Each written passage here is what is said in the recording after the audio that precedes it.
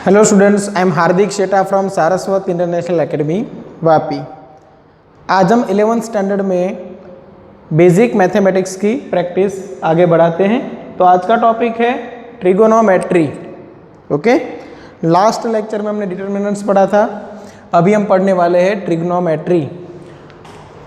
Trigonometry सीखने से पहले आपके पास एंगल्स का नॉलेज होना चाहिए। एंगल्स का नॉलेज मतलब मेजरमेंट ऑफ एंगल।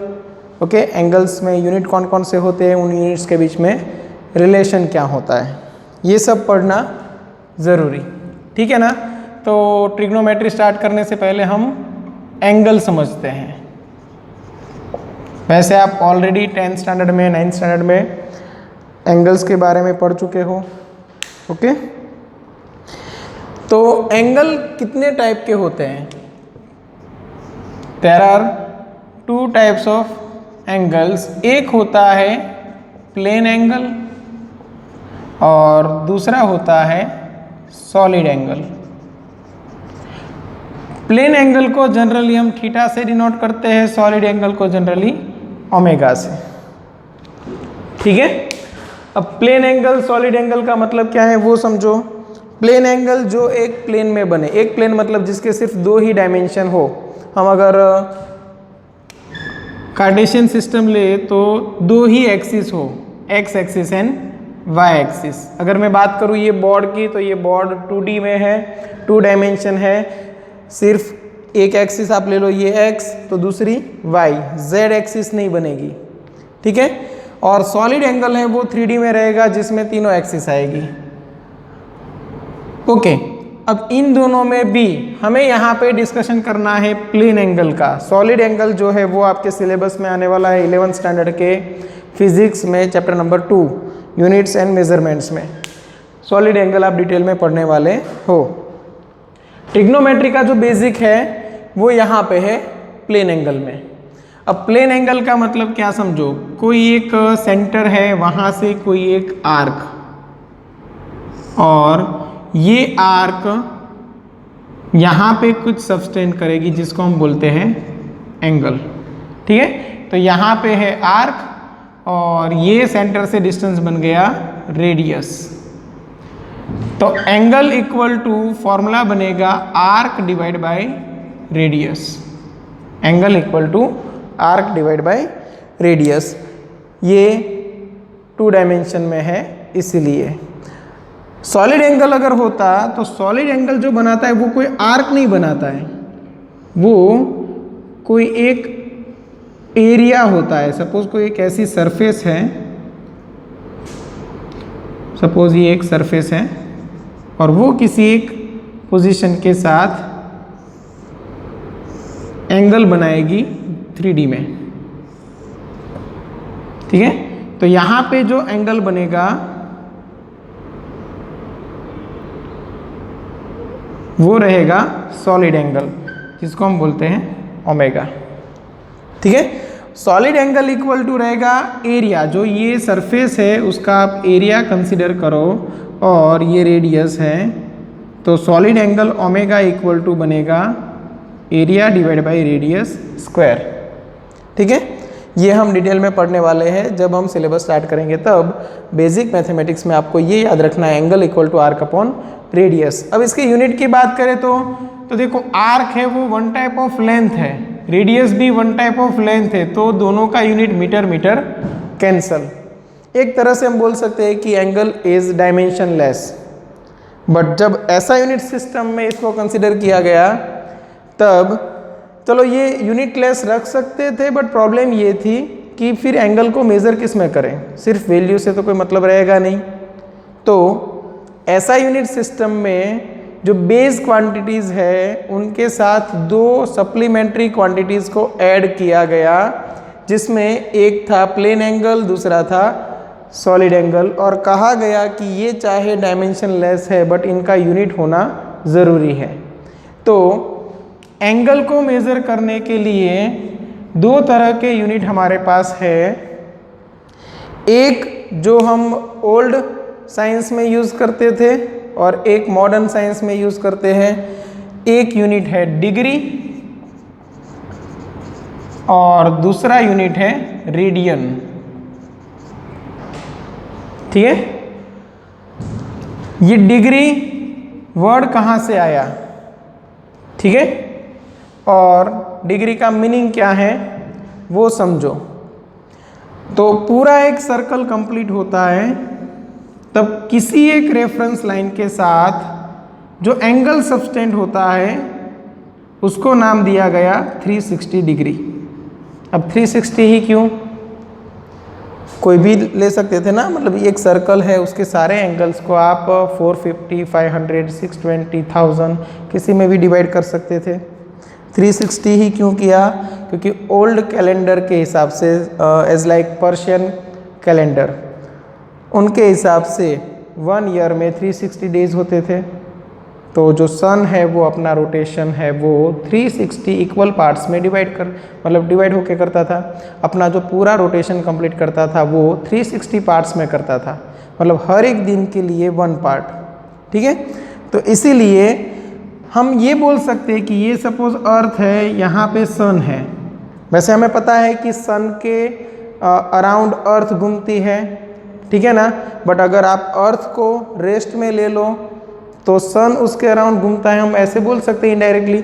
ओके, तो सन की पोजीशन ये है, अर्थ से देखा, आफ्टर 1 डे ये हो गई, तो ये जो एंगल बना उसको नाम दिया गया 1 डिग्री, हर रोज़ का 1 डिग्री।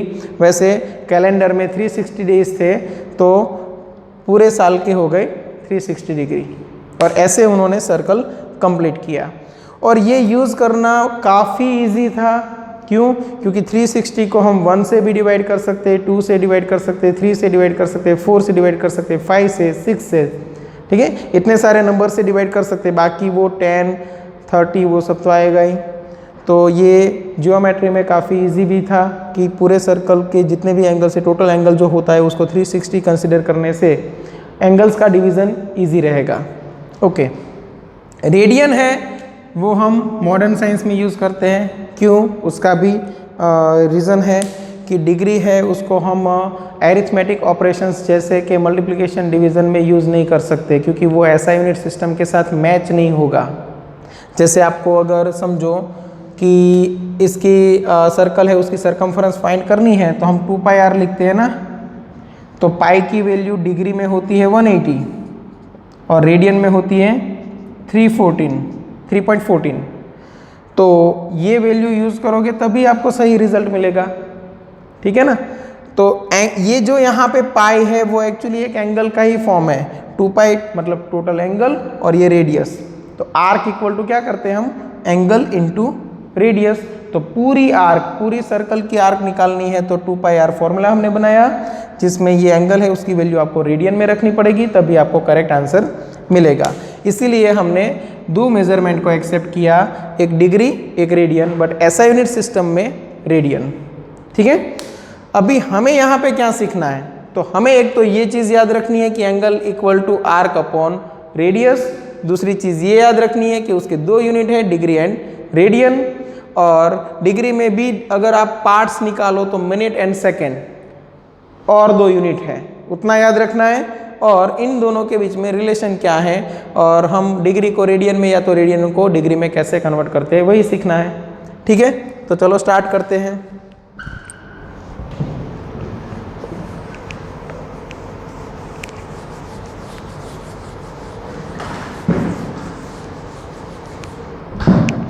तो यहाँ पे सबसे पहले बात करते हैं यूनिट की।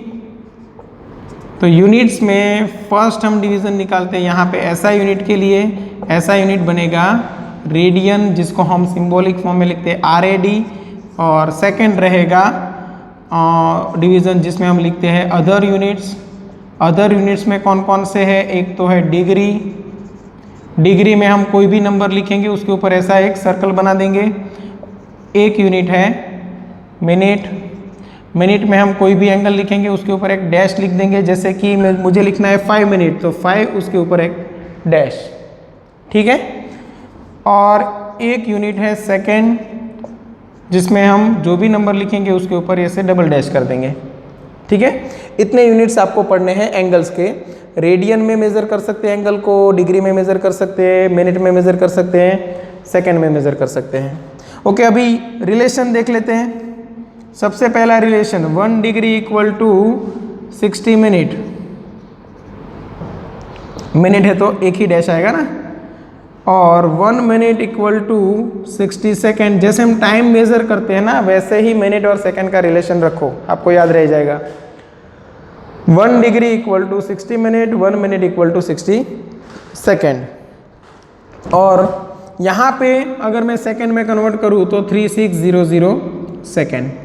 ये जो सेकेंड एंगल है या तो मिनट एंगल है, वो माइक्रो लेवल पे ज़्यादा यूज़ होगा, क्योंकि ये एंगल वेरी स्मॉल है। कैसे सोचो, तो एक सर्कल है, कितना डिग्री है टोटल 360, उसके अगर मैं 4 डिवीज़न निकालूँ तो ये कितना एंगल हुआ 90 डिग्री।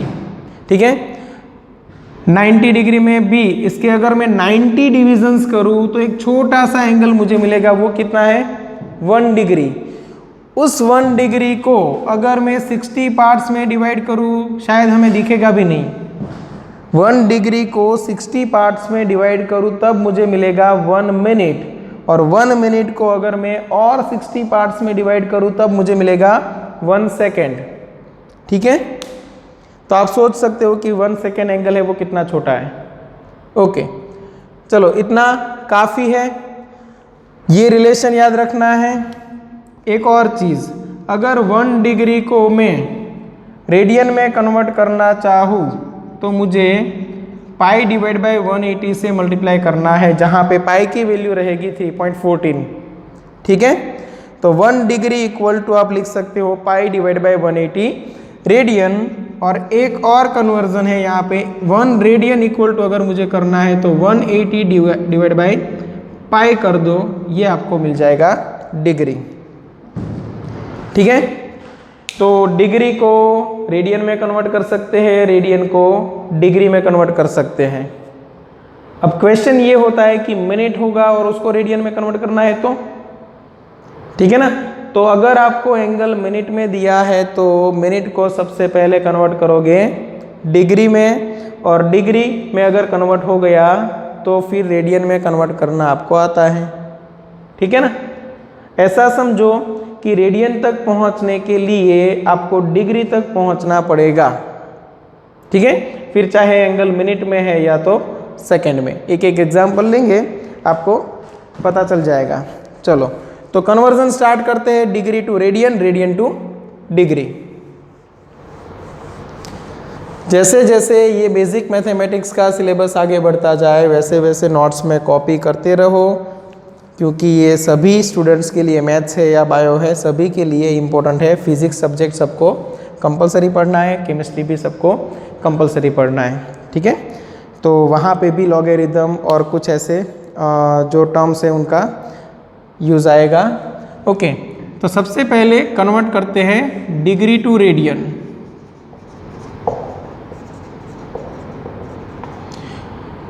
डिग्री टू रेडियन के लिए एक एग्जांपल लेते हैं। सपोज आपको एंगल दिया हुआ है थीटा इक्वल टू 60 डिग्री। अब रेडियन में कन्वर्ट करना है तो क्या करेंगे, 60 इंटू क्या कर देंगे पाई डिवाइड बाई 180। अब ये क्या बन गया रेडियन, तो 60 डिग्री इक्वल टू मैं लिख सकता हूँ पाई बाई 3 रेडियन। अब यूनिट रेडियन में कैसे कन्वर्ट हुआ सोचो, तो 60 के लिए क्या था डिग्री, इनटू हमने क्या किया है सिमिलर नंबर से ही मल्टीप्लाई एंड डिवाइड कर सकते हो, अदरवाइज जो आंसर है वो चेंज हो जाएगा, जो आपका मेन नंबर था वही चेंज हो जाएगा। तो हमने क्या किया, सिमिलर नंबर से ही मल्टीप्लाई एंड डिवाइड किया है, बट एक नंबर रखा था हमने रेडियन में, एक नंबर रखा था डिग्री में। तो पाई जो है वो किस में होता है रेडियन में। अगर आप पाई की वैल्यू 3.14 लेते हो तो, और पाई की वैल्यू अगर मैं 180 लूँ तो वो हो जाएगा डिग्री। मतलब मैंने पाई से ही मल्टीप्लाई किया है, पाई से ही डिवाइड किया है, बट एक बार मैंने पाई रखा था रेडियन में, एक बार पाई रखा था डिग्री में। अब सोचो ये डिग्री डिग्री यूनिट कैंसिल हो गया, तो बाकी कौन सा बचा रेडियन। इसीलिए जो आपको फाइनल आंसर मिला वो किस में मिला रेडियन में। चलो यहाँ तक समझ में आ गया। ओके, ये तो काफ़ी इजी था। अभी देखते हैं सेकेंड एग्जाम्पल जिसमें हम एंगल जो है वो डिग्री एंड मिनट दोनों में लेने वाले हैं। तो यहाँ पे 30 डिग्री सपोज आपको दिया हुआ है और मिनट दिया हुआ है 15 मिनट, ठीक है। तो इसको रीड कैसे करेंगे, theta angle is equal to 30 degree and 15 minute. देखो यहाँ पे कोई मल्टीप्लिकेशन का रिलेशन नहीं है, हम इन दोनों मेजरमेंट्स को जोड़ने के लिए एंड वर्ड यूज कर रहे हैं। तो जैसे हम टाइम देखते हैं सेम वैसे ही उसको कंसीडर करना है। जैसे मैं अगर बोलूँ 3 o'clock and 15 minute, okay 3 hours and 15 minute, तो इसका मतलब आप क्या समझते हो, 3 hours तो हो चुके और ऊपर से 15 मिनट, तो इन दोनों को ऐड करना है। तो 30 डिग्री एज इट इज और प्लस करके क्या लिखोगे 15 मिनट। रेडियन में कन्वर्ट करना है तो हम डिग्री से ही रेडियन जा सकते हैं, ठीक है। वैसे ही यहाँ पे हमारे पास डिग्री ऑलरेडी है, तो यहाँ पे 30 में कोई चेंजेस करने की ज़रूरत नहीं है। ये मिनट में है, उसको डिग्री में कन्वर्ट करो, ओके। तो मैंने यहाँ पे कर दिया 30 डिग्री प्लस 15 डिवाइड बाई, यहाँ पे क्या करना पड़ेगा 60 से अगर मैं डिवाइड करूँ तो ये डिग्री में कन्वर्ट हो गया। 1 डिग्री इक्वल टू 60 मिनट था, तो 1 minute equal to 1 divide by 60 degree लिख सकते हो। तो फिर ये 30 डिग्री प्लस ये आएगा 0.25 डिग्री, तो ये बन गया 30.25 डिग्री, ठीक है। अब ये डिग्री तक पहुंचे हम, अभी क्या करना है, इसको रेडियन में कन्वर्ट करना है। तो ये आपका फाइनल आंसर नहीं है, तो ये स्क्वायर ब्रैकेट हटा देते हैं। चलो अभी हमें वही थीटा एंगल को कन्वर्ट करना है रेडियन में, तो मैंने पाई डिवाइड बाय 180 से मल्टीप्लाई कर दिया और ये जो भी आंसर आए वो आपका रेडियन में है। और जहाँ पे पाई की वैल्यू आपको रखनी है 3.14, यहाँ पे भी पाई की वैल्यू 3.14 रख सकते हो और आगे फर्दर कैलकुलेशंस कर सकते हो, ठीक है। ये समझ में आ गया होगा। चलो थर्ड एग्जाम्पल लेते हैं। थर्ड एग्जाम्पल में हम theta equal to 15 degree 20 minute and 720 second, या तो 60 सेकेंड ही रखते हैं। चलो तो यहाँ पे भी क्या करना पड़ेगा आपको, जो डिग्री है उसको एज इट इज रखो, मिनट है उसको डिग्री में कन्वर्ट करो और जो सेकेंड है उसको भी डिग्री में कन्वर्ट करो। तो यहाँ पे आप लिखोगे 15 degree plus 20 divide by 60 minute, minute का हो गया डिग्री, और ये 60 डिवाइड बाई मैंने कर दिया 3600, तो ये भी हो गया डिग्री। सेकेंड को डिग्री में कन्वर्ट करना है तो 3600 से डिवाइड करना है, ठीक है। तो अभी ये हो जाएगा 15 प्लस ये आएगा 0.3333, ओके, ये सब डिग्री में। और यहाँ पे 60 डिवाइड बाई 3600 कैलकुलेट कर लेते हैं, 0.0166 है, राउंड ऑफ कर देते हैं तो 0.0167 डिग्री। अब इन सबको ऐड कर दो, आपको डिग्री में मेजरमेंट मिल गया। उसके बाद theta equal to that angle in degree into pi divide by 180, ये आपका हो गया रेडियन। पाई की वैल्यू रख देनी है 3.14। चलो मेथड समझ में आ गई, ओके। यहाँ पे क्या करना है, इन सब का एडिशन करके जो आंसर आए वो इधर रखो, इंटू पाई डिवाइड बाई 180 कर दो, तो वो आपका मेजरमेंट हो गया रेडियन में, ठीक है। चलो तो एंगल समझ में आ गया। एंगल्स का कन्वर्जन में एक पार्ट फिनिश हुआ डिग्री टू रेडियन। अभी opposite part radian to degree convert करना है, तो कैसे करेंगे, उसके लिए कुछ ज़्यादा एग्जाम्पल्स लेने की ज़रूरत नहीं है, 2 एग्जाम्पल में हम समझ लेते हैं। चलो तो इतना स्क्रीनशॉट लेके रखना है तो रख सकते हो, ओके। चलो अभी स्टार्ट करेंगे रेडियन टू डिग्री। चलो रेडियन टू डिग्री कैसे कन्वर्ट करें। तो सपोज आपको एंगल दिया हुआ है π/3 रेडियन। चलो इसको डिग्री में कैसे कन्वर्ट करेंगे, तो आप रखोगे π/3 और यहाँ पे 180 डिवाइड बाई पाई, तो तो ये पूरा जो मेज़रमेंट है वो कन्वर्ट हो गया डिग्री में, पाई पाई कैंसल, आपका आंसर आ गया 60 डिग्री। कैसे? तो देखो पाई डिवाइड बाई 3 क्या था? रेडियन था। हमने 180 जो मल्टीप्लाई किया है वो पाई की वैल्यू किस में है? डिग्री में। नीचे पाई की वैल्यू हम किस में रखने वाले हैं? रेडियन में। तो यहाँ पे भी रेडियन आया, ये पाई पाई भी कैंसिल हुआ और रेडियन रेडियन भी कैंसिल हुआ। तो आपका फाइनल मेजरमेंट जो बचा है वो कौन से यूनिट में होगा? डिग्री में होगा। ओके, चलो ये समझ में आ गया। अगर आपको कोई वैल्यू दी हुई है, सपोज सेकेंड एग्जांपल ले लूँ मैं, थीटा इक्वल टू 32.58 रेडियन, तो भी वही करना है।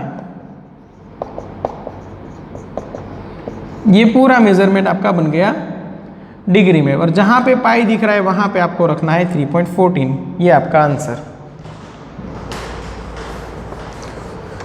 ठीक है, चलो अभी एंगल्स के बारे में आपको जितना ज़रूरी था उतना सब पता है। तो अभी हम स्टार्ट करने वाले हैं ट्रिग्नोमेट्री। ट्रिग्नोमेट्रिक फंक्शंस आपको पता है, साइन, कॉस, टेन, कॉसेक, सेक, कॉट, उन सब के बीच में रिलेशन और कुछ बेसिक फार्मूलाज। और बेसिक फार्मूलाज के बाद टेबल बना लेंगे वैल्यू वाला। ठीक है, एक पार्ट में उतना फिनिश करेंगे, और जो एडिशनल फार्मूलाज है, एडिशनल प्रैक्टिस है, कुछ न्यू टेक्निक्स है, यूनिट सर्कल वाला कंसेप्ट है, वो सब इसके बाद जो पार्ट आएगा उसमें आपको मिल जाएगा। ठीक है, ओके, तो ट्रिग्नोमेट्री स्टार्ट करते हैं। ट्रिग्नोमेट्री में सबसे पहले आप ट्रिग्नोमेट्रिक फंक्शंस पढ़ने वाले हो, sine, cos, tan, cosec, cot, okay, sec, ये सब। ओके, तो ट्रिग्नोमेट्रिक फंक्शंस है क्या, कहाँ पे यूज़फुल रहते हैं, ठीक है, ये सब आपको भी शायद कन्फ्यूज़न होगा। तो इन्फॉर्मेशन के लिए सिर्फ बता दूँ कि जो सैटेलाइट कम्युनिकेशंस होते हैं, फिर आप कोई भी मैथमेटिकल कैलकुलेशन ले लो जिसमें टाइम के साथ कुछ वेरी हो रहा है कंटिन्यूसली और अपने आप को रिपीट कर रहा है, जैसे ऑसिलेशंस एंड वेव्स। ठीक है, हमारे घर पे जो इलेक्ट्रिसिटी आती है, जिसमें एसी करंट आता है, उसमें भी वोल्टेज एंड करंट का वेरिएशन रहता है। तो सभी टाइप के कैलकुलेशंस हम ट्रिग्नोमेट्री की हेल्प से ही करते हैं।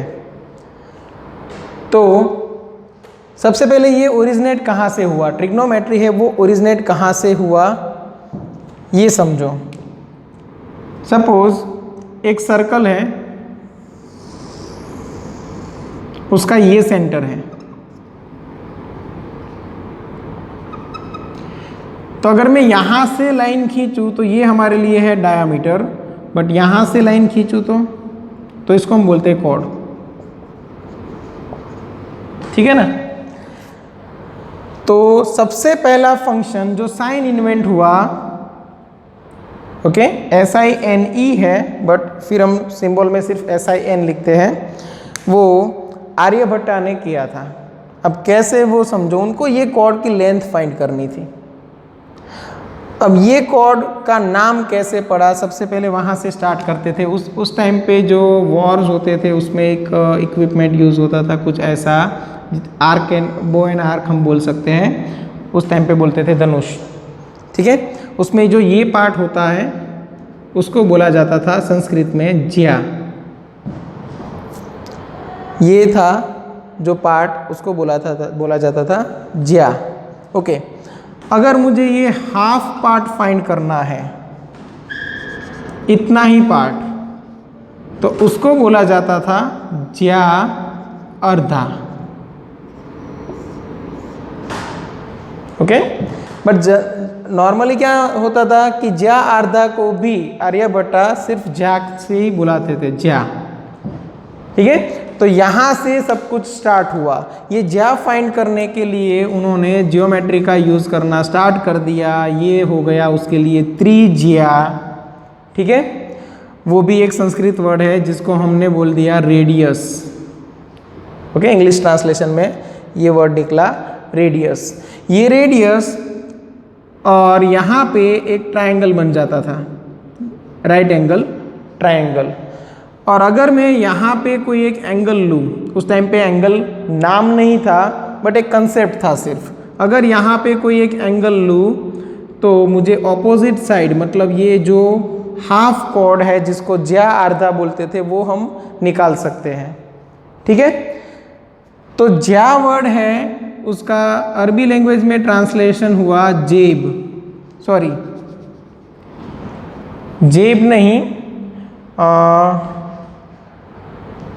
ज्या का ट्रांसलेशन हुआ था जीबा। उनमें से वॉवेल्स हटा दिए तो नाम बचा जेबी।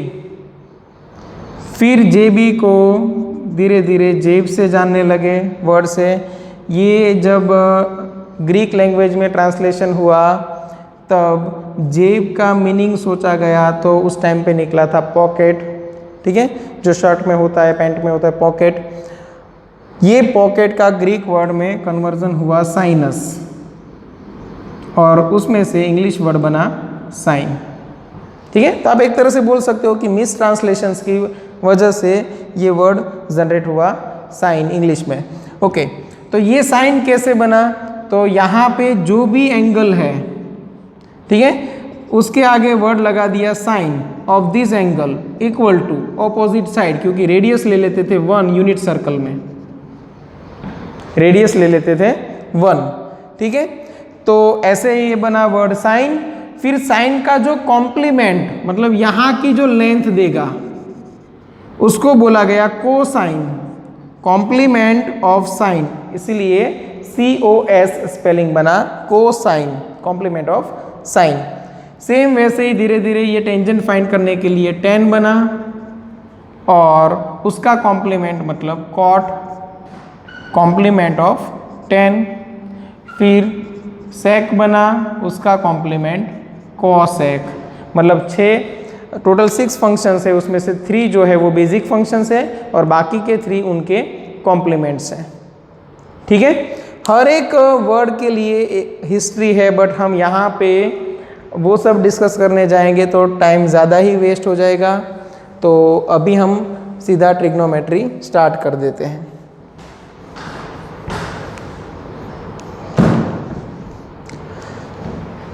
चलो, तो अभी सबसे पहले बेसिक फॉर्मूला से स्टार्ट करते हैं। फॉर्मूला में कौन कौन से आएंगे? तो हमने एक suppose right angle triangle select कर लिया। तो राइट एंगल ट्रायंगल में सपोज मैं यहाँ पे एंगल ले रहा हूँ थीटा, तो ये बन गए ऑपोजिट साइड,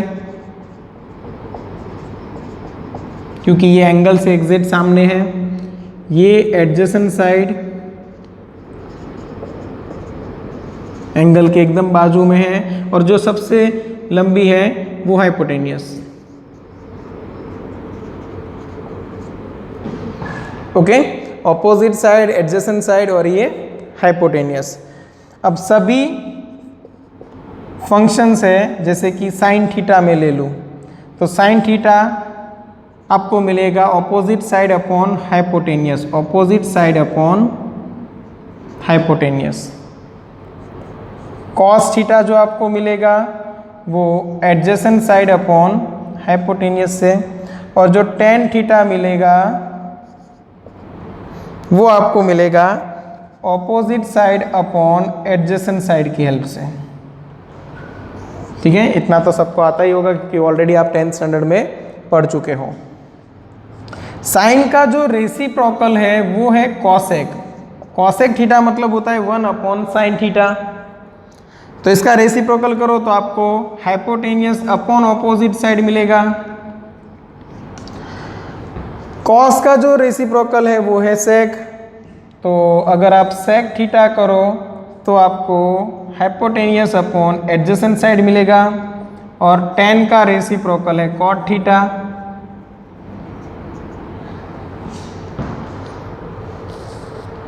ओके, टेन का रेसिप्रोकल कॉट थीटा मतलब आपको मिलेगा adjacent side upon opposite side. ठीक है, चलो इतने फॉर्मूलाज है आपको अच्छे से याद रखने हैं। ठीक है, साइन थीटा मतलब क्या? Opposite side upon hypotenuse. Cos theta मतलब adjacent side upon hypotenuse. Tan theta मतलब opposite side upon adjacent side. या तो आप एक तरह से बोल सकते हो sine theta divide by cos theta. देखो दोनों में हाइपोटेनियस कैंसिल आउट हो जाएगा, OS डिवाइड बाय AS। ठीक है, तो ये सब याद रह जाएगा। साथ में 3 फॉर्मूलाज याद रखने हैं। एक तो sine theta equal to 1 upon cosec theta, cos theta equal to 1 upon sec theta, tan theta equal to 1 upon cot theta. और टेन थीटा का एक और फॉर्मूला याद रख लो, sine theta divide by cos theta. बाकी के जो एडिशनल फॉर्मूलाज हैं वो हम सारे एक साथ लिस्ट बना के याद रखने वाले हैं, ठीक है। वो आपको नेक्स्ट सेशन में मिल जाएंगे। ये ट्रायंगल के फॉर्मूलाज याद रख लो और इतने फॉर्मूलाज याद रख लो, उसके बाद हम टेबल बना लेते हैं, ठीक है।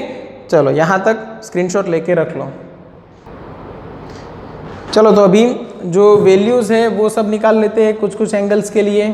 तो मैं यहाँ पे एंगल्स लिख रहा हूँ। सपोज एक एंगल हम ले लेते हैं 0 डिग्री,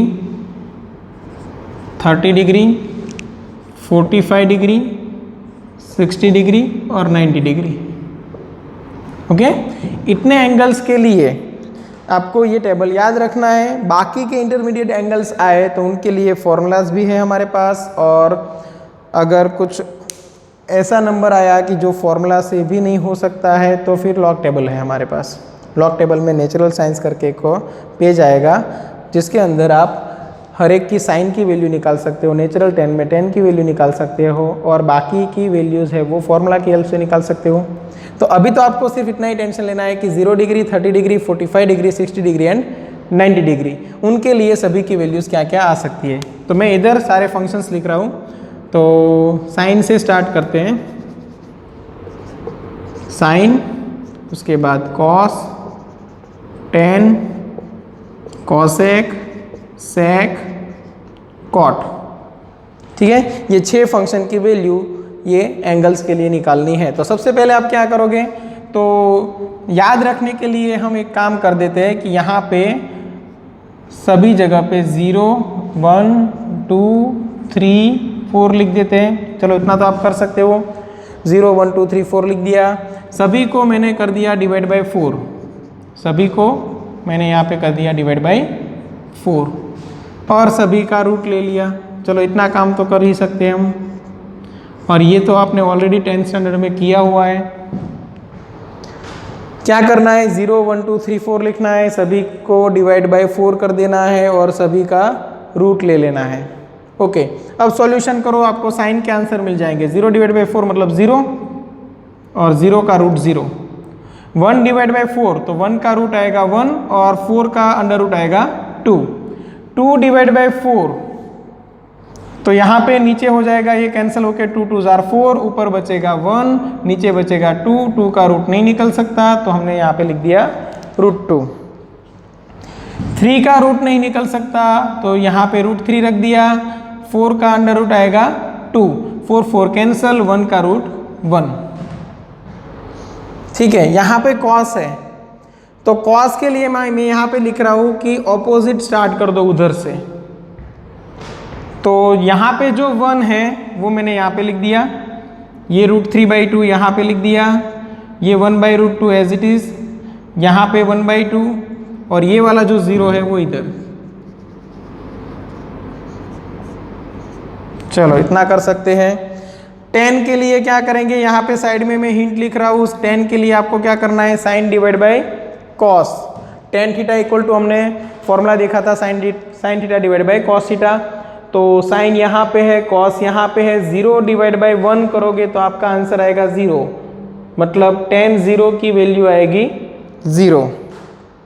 ठीक है, अब यहाँ पे साइन डिवाइड बाय कॉस करो, नीचे 2 2 कैंसल, आंसर आएगा 1 डिवाइड बाय √3, ये पूरा कैंसल, आंसर आएगा 1। यहाँ पे नीचे वाला 2 कैंसल, √3 डिवाइड बाय 1 तो यहाँ पे √3, 1 डिवाइड बाय 0 ये होगा अनडिफाइंड, 1 डिवाइड बाय 0 होगा अनडिफाइंड, और आप एक तरह से बोल सकते हो इन्फिनिटी। ठीक है, कॉसेक की वैल्यू क्या आएगी, तो cosec theta equal to 1/sin theta होता है। Cosec theta equal to 1/sin theta. तो यहाँ पे जो भी साइन की वैल्यू है उसका रेसिप्रोकल ले लो। तो यहाँ पे अगर 0 है तो 1 divide by 0 infinite, 1 divide by 1/2 2, 1 divide by 1/√2 √2, opposite कर देना है, मतलब यहाँ पे 2 डिवाइड बाई रूट 3 और यहाँ पे 1 डिवाइड बाई 1, तो 1 आएगा आंसर। ठीक है। सेक के लिए क्या करना है, तो सेक के लिए यहाँ पे ऑपोजिट स्टार्ट कर दो तो भी चलेगा, और कॉस का 1 अपॉन कॉस कर दो तो भी चलेगा। देखो यहाँ पे 1 आने वाला है, यहाँ पे 2 डिवाइड बाई रूट 3, यहाँ पे रूट 2 आएगा, और यहाँ पे उल्टा होगा तो 2 आएगा, और वहाँ पे इनफाइनाइट। या तो ऑपोजिट स्टार्ट कर दो, वो वाला 1 इधर, ये वाला 2 बाई रूट 3 इधर, ये रूट 2 एज इट इज़, ये 2 यहाँ पे, और ये जो इनफाइनाइट है वो इधर। ठीक है। जो ऊपर की जो रो है उसी में आप क्या करोगे, रिवर्स स्टार्ट कर दोगे।